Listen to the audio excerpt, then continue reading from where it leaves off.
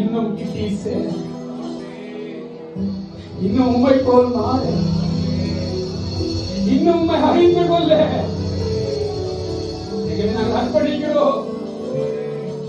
எங்களை நாங்கள் விட்டுக் கொடுக்கிறோம். எங்கள் மனதை திறந்துள்ளோம், என்னுடைய இருதயத்தை திறந்துள்ளோம், என்னுடைய கண்களை திறந்துள்ளோம்.